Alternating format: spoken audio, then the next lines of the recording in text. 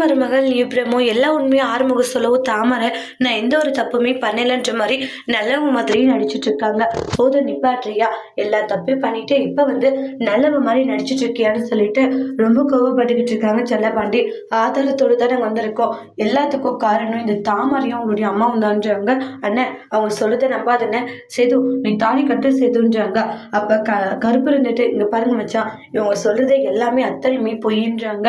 இவங்களை நம்பி எல்லாம் சேது அவங்க கழுத்துல தாலி கட்ட சொல்லாதீங்க. அப்புறம் உங்க பையனோட எதிர்காலமே போயிடும், சந்தோஷம் நிம்மதி எல்லாமே போயிடும். அதனால நல்லா யோசிச்சு ஒரு முடிவெடுங்க. உங்க பையன் இந்த தப்பு பண்ணிருக்க மாட்டான்ட்டு உங்களுக்கு தோணும்ல. அப்படி இருக்கும்போது நீங்க ஏன் சேதுவை நம்ப மாட்டேங்கிறீங்க? சேதுவை நீங்க நம்புங்க அப்படின்னு சொல்லிட்டு ரொம்ப ரிக்வஸ்ட் பண்ணிக்கிட்டு இருக்காங்க.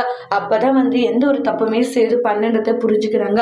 புரிஞ்சுக்கிட்ட ராஜாங்கம் தான் தப்பு நினைச்சு ஃபீல் பண்றாங்க. நம்ம பையனை நம்ம நம்பாத போயிட்டோம்னு சொல்லிட்டு இந்த இடத்துல தமிழ் செல்வி சுமங்கலி பூஜை பண்ணதுனால சேதுவுடைய வாழ்க்கையும் மறுபடியும் மீட்கப்பட்டுச்சுன்னு சொல்லிட்டு சந்தோஷமா இருக்காங்க. இவங்க 2 பேருமே நாங்கள் பண்ண தப்பு தான் மன்னிப்பும் கேட்குறாங்க, தாமரையும் அவங்களுடைய அம்மாவும். ஆனால் அந்த இடத்துல அவங்க 2 பேருக்கான மன்னிப்பு கிடைக்கிறதே இல்லை. அவங்க ஒட்டுமொத்தமாகவே வீட்டை விட்டு தொடுத்துறாங்க. அதோடு இந்த பிரமுவை முடிச்சிருக்காங்க. தேங்க்யூ.